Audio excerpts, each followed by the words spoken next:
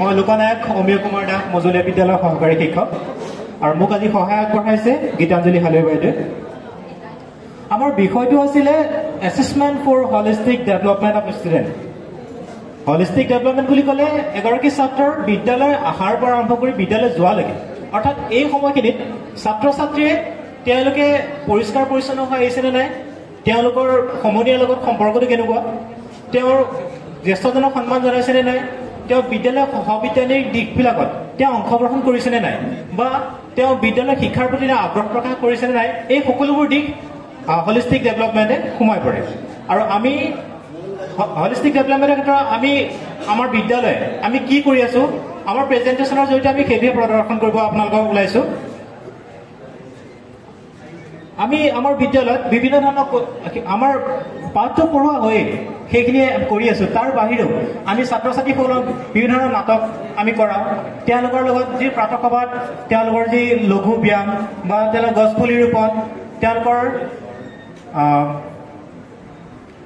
আমি যিটো ফুল বচা হয়, লগতে কিটচেন গাৰ্ডেনৰ ছাত্ৰ ছাত্ৰীসকলক তেওঁলোকৰ দৰে কৰোৱা হয়। আৰু লগতে কিটচেন গাৰ্ডেনৰ যিবিলাক পাচলি উৎপাদন হয় আমি MDMৰ জৰিয়তে সেয়াই তেওঁলোকক খোৱা হয়। আৰু লগতে আমি আৰু এটা যিটো ইনিচিয়েটিভ লৈছিলো যে যিবিলাক গছজোপি ৰুৱে তাত আমি QR কোডৰ ব্যৱস্থা কৰি দিছিলো, যাতে তেওঁলোকে সেই চাৰ্চ কৰি পেলাই তেওঁ QR কোডৰ জৰিয়তে তেওঁলোকে সেই গছজোপাটো কি গছ, তাৰ কিবা বিশেষত্ব আছে তেতিয়া গম পায়। আমি ছাত্ৰ ছাত্ৰীসকলৰ বাৰ্ষিক যি খেল ধেমালিয়ে হওক বা অন্য অনুষ্ঠানতে হওক, ছাত্ৰ ছাত্ৰীসকলৰ ভেকচিন প্ৰতিযোগিতাই হওক বা বিদ্যালয়লৈ তেওঁ আহি তেওঁলোকৰ যি বিদ্যালয়খন পৰিষ্কাৰ পৰিচ্ছন্ন কৰে, আমি তেওঁলোকক ICTৰ জৰিয়তে শিক্ষা গ্ৰহণ দিওঁ। আৰু লগতে তেওঁলোকক বিভিন্ন প্ৰাণায়াম কৰা হয়। আৰু লগতে আমি প্ৰতিটো ক্লাছত আমি বিশেষকৈ প্ৰথম পিৰিয়ডৰ আৰম্ভণিতে ছাত্ৰ ছাত্ৰীক ওমকাৰ ধ্বনিৰে 3বাৰ ওমকাৰ ধ্বনিৰে আমি পিৰিয়ডটো আৰম্ভ কৰোঁ, যাতে তেওঁলোকৰ পাঠটোৰ প্ৰতি মনোযোগ আগবাঢ়ে। আৰু ইয়াৰ জৰিয়তে তেওঁলোকৰ যিটো ক্ৰিয়েটিভিটি, ক্ৰিটিকেল থিংকিং আৰু প্ৰব্লেম চলভিং তাৰ বিকাশ হয়। মই এটা ভিডিঅ' আছিল, মই ছাৰক ভিডিঅ'টো প্লে কৰিবলৈ অনুৰোধ কৰিছোঁ।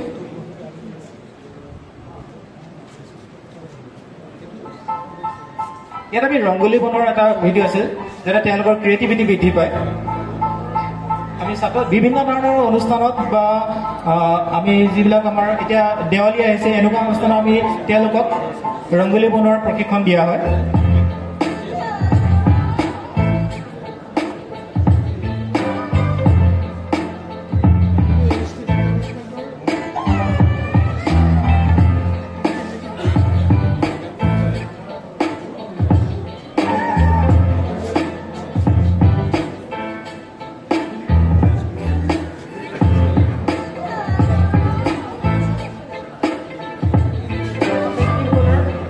তেওঁলোকৰ মাজত ক্ৰিয়েটিভিটিৰ কাৰণে অন্য ধৰণৰ কিছুমান কাৰ্যসূচী লওঁ, যেনেকৈ ধৰক ফুল বচা, তেওঁলোকৰ মাজত যিটো আমি তৰ্ক প্ৰতিযোগিতা পালোঁ বা আকস্মিক বক্তৃতা তেওঁ পালন কৰা হয়, বা সৰু সৰু ছাত্ৰ ছাত্ৰী আমাৰ যি FLNৰ যিখিনি সামগ্ৰী আছে তাৰ জৰিয়তে বিভিন্ন ব্লগ বনোৱাৰ যাতে সমস্যা সমাধান কৰিব পাৰে, কিছুমান সমস্যা দিয়া হয়, তাৰ সমস্যা সমাধান কৰিবৰ কাৰণে এনেধৰণৰ কাৰ্যসূচী লোৱা হয়। লগতে ছাৰ আমি ছাত্ৰ ছাত্ৰীসকলৰ মাজত তেওঁলোকৰ বিশেষকৈ কম বুদ্ধিমত্তাৰ ছাত্ৰ ছাত্ৰী আমাৰ প্ৰতিখন বিদ্যালয়তে আছে। কম বুদ্ধিমত্তাৰ ছাত্ৰ ছাত্ৰীসকলক যাতে তেওঁলোকে সমানে আগবাঢ়ি যাব পাৰে, তাৰ কাৰণে আমি কিছুমান ওজা ছাত্ৰৰ দ্বাৰা তেওঁলোকক শিক্ষাদান দিয়া হয়। তেওঁলোক ওজা ছাত্ৰজনে দ্বাৰা শিকাত সহায় কৰে। আৰু লগতে তেওঁলোকে ব্যৱহাৰিক জীৱনত যাতে তেওঁ সেই শিক্ষাটো লাভ কৰিব পাৰে, তাৰ কাৰণে আমি কিছুমান বিশেষকৈ আমি সোমবৰীয়া হাতৰ এটা ব্যৱস্থা কৰিছিলোঁ, যাতে গণিতৰ যি ব্যৱহাৰিক জ্ঞান তেওঁলোকে লাভ কৰিব পাৰে। ইয়াৰো এটা সৰু চমু এটা ভিডিঅ'ত আছিলে, মই ছাৰক দিবলৈ অনুৰোধ কৰিছোঁ।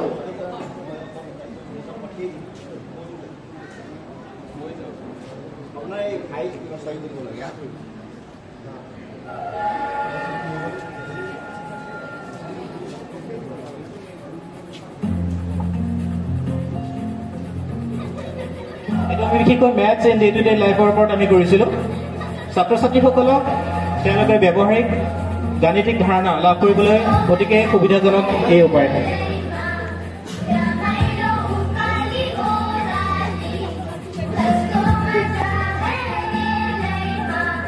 আৰু ইয়াৰ কাৰণে ছাত্ৰ ছাত্ৰীসকলক আমাক যিবিলাক দামী কইন দিছিলে স্কুলবিলাকত, সেই দামী কইন আমি ইউজ কৰিছিলোঁ ইয়াত।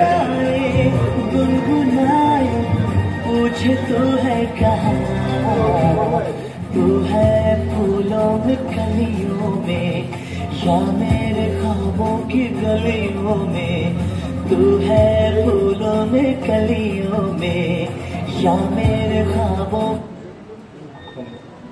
নেক্সট স্যার আমি আমাৰ বিদ্যালয়ত বিশেষকৈ আমাৰ শনিবাৰৰ চৰতে এটা অনুষ্ঠান আমি কৰোঁ যাতে ছাত্ৰ ছাত্ৰীসকলৰ তেওঁলোকৰ প্ৰতিভা বিকাশ কৰা এখন মঞ্চ তেওঁলোকে এই মঞ্চত তেওঁলোকে নৃত্য গীত কৰে কবিতা আবৃত্তি কৰে বিভিন্ন সংগীত নৃত্য কৰে লগতে শনিবাৰৰ চৰতে আমি ছাত্ৰ ছাত্ৰীসকলক এটা ক্ৰাফ্টৰ শিক্ষা দিওঁ তেওঁলোকৰ আৰু ইয়াৰ জৰিয়তে যিবিলাক ছাত্ৰ ছাত্ৰী তেওঁলোকে বিভিন্ন ধৰণৰ নৃত্য গীতত পাৰ্গত তেওঁ আমি ব্লক পৰ্যায়তে হওক ডিষ্ট্ৰিক্ট পৰ্যায়তে হওক আমি বিভিন্ন ধৰণৰ অনুষ্ঠানত অংশগ্ৰহণ কৰাৰ সুযোগ দিওঁ আৰু ইয়াৰ লগতে বাৰ্ষিক খেল ধেমালিও তেওঁলোকে ভেকচন প্ৰতিযোগিতাতে হওক তেওঁলোকে তাৰ প্ৰতিভাবিলাক বিকাশ কৰিবলৈ সুবিধা পায় আৰু ইয়াৰ জৰিয়তে তেওঁলোকৰ বিকাশ সম্ভৱ হয় লগতে আমি ছাত্ৰ ছাত্ৰীসকলৰ মাজত পাপিটিৰ জৰিয়তে কিছুমান লেচন আমি শিকাওঁ বিশেষকৈ কবিতাবিলাক বিশেষকৈ উপযোগী আমি পাপিটিৰ জৰিয়তে শিকাবৰ কাৰণে আমি ল'ৰা ছোৱালীবিলাক মাটি চুই বহুত ভাল পায় সৰু সৰু ল'ৰা ছোৱালীয়ে মাটিৰে বহুত কাম কৰি বহুত ভাল পায় আমি মাটিৰে বিভিন্ন ধৰণৰ আকৃতি বনাবলৈ চেষ্টা ল'ৰা ছোৱালীৰ পৰা শিকাওঁ এই বিশেষকৈ শনিবাৰৰ চৰত আমি বিশেষভাৱে এইটো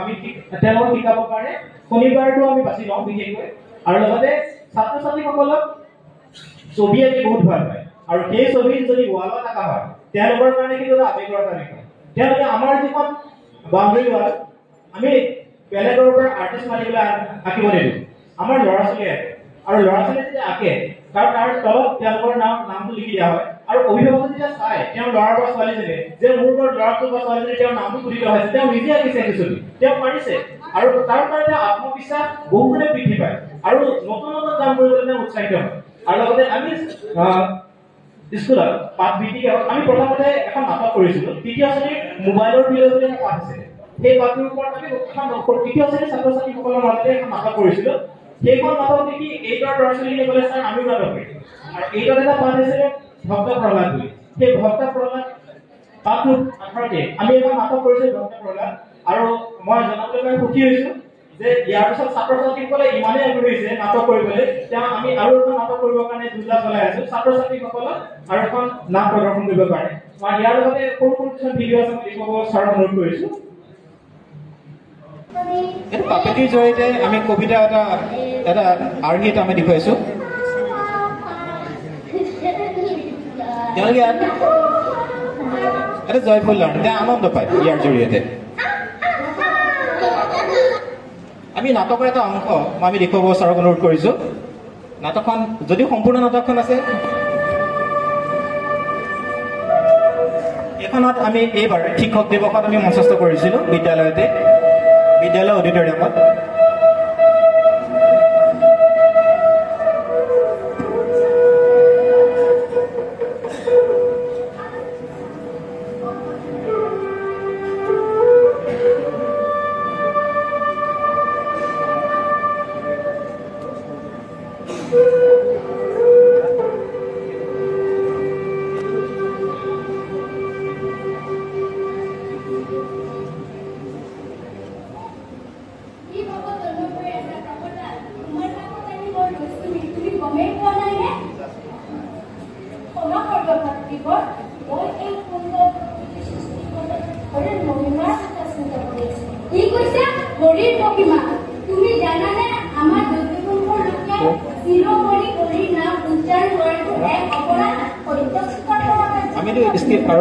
যেহেতু আমাৰ এটা দীঘলীয়া নাটক 15 মিনিটৰ এখন নাটক আছিলে সম্পূৰ্ণ নাটক দেখুৱাব নোৱাৰিম যে ছাৰক আমি পিপিটি লৈ আহিব অনুৰোধ কৰিছো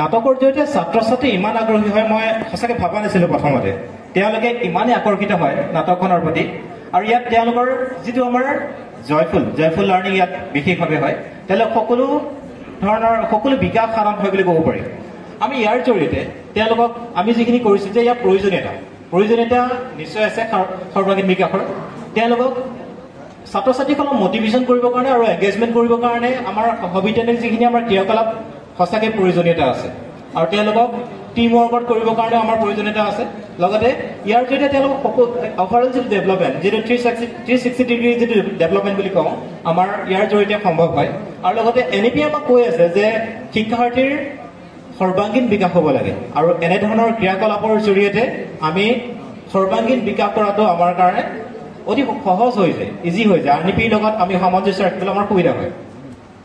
ইয়াৰ কৌশলসমূহ আমি যদি কওঁ, আমি ছাত্ৰ ছাত্ৰীসকলক কণ্টিনিউৱাছ এণ্ড কম্প্ৰিহেনচিভ ইভেলুৱেশ্যন আমি কৰি থাকোঁ, আমি ৰেগুলাৰ বেচিছত প্ৰতিদিনে, আৰু এক্টিভিটিৰ জৰিয়তে আমি কৰা হয়। ছাত্ৰ ছাত্ৰীয়ে ইয়াৰ জৰিয়তে নিজৰ মূল্যায়নো কৰিব পাৰে আৰু সমনীয়াজনৰ মূল্যায়নো তেওঁলোকে কৰিব পাৰে। আৰু লগতে প্ৰজেক্ট বেছ আমি কিছুমান এছেছমেণ্ট কৰোঁ। আমি ছাত্ৰ ছাত্ৰীসকলক বিভিন্ন ঠাই আমি ক্ষেত্ৰ ভ্ৰমণলৈ নিওঁ। এতিয়া আমি তেজপুৰলৈ লৈ আহিছিলোঁ আমাৰ ছাত্ৰ ছাত্ৰীসকলক, আৰু ইয়াৰ জৰিয়তে তেওঁ আমাৰ ঐতিহাসিক যিখিনি ঠাই তাৰ ওপৰত তেওঁলোকক এটা টোকা লিখিবলৈ দিছিল, আৰু তেওঁলোকে ছাত্ৰ ছাত্ৰী এইটো এটা প্ৰজেক্ট হিচাপে আছিলে, তেওঁলোকে সেই টোকা প্ৰস্তুত কৰি লৈছিলে। আৰু ছাত্ৰ ছাত্ৰীসকলে আমি বিভিন্ন সময়ত আমি মুখাৰ বনোৱাৰ কিছুমান প্ৰশিক্ষণো দিওঁ। মুখা বনাই বা বিভিন্ন ধৰণৰ যিবিলাক লিফ আৰ্ট কৰা হয় পাতৰ সৈতে কিছুমান নক্সা বনাব দিছিলোঁ, আৰু পিছত তেওঁলোকে কি হয় সেইখিনি দি পেলাই তেওঁলোকে বিভিন্ন ধৰণৰ আকৃতি বনাব পৰা হৈছে। ছাৰ নেক্সট, এতিয়া আউটকামছ বহুত আছে ইয়াৰ। প্ৰথমতে হ'ল ছাত্ৰগৰাকীৰ ছেল্ফ কনফিডেণ্ট আহে। যেতিয়া ছাত্ৰগৰাকীয়ে কিবা এটা কৰিব পাৰে, তেওঁলোকৰ যদি কোনোবা হয়তো ছবি আঁকিছিল কিন্তু আমি পঢ়াই থকা সময়ত যদি আমি কওঁ তেওঁৰ কনফিডেণ্টটো নাথাকে, যেতিয়া আমি ৱালত যদি আঁতৰাই দিলোঁ তেওঁলোকৰ এটা বেলেগ ধৰণৰ কনফিডেঞ্চ। তেওঁলোকে ভাবে মই যেতিয়া এইটো কৰিব পাৰিছোঁ, মই এইটো কৰিব পাৰিম, মই পঢ়িবও পাৰিম, লিখিবও পাৰিম। গতিকে সেই কনফিডেঞ্চটো ছাত্ৰসকলৰ মাজত বাঢ়ে।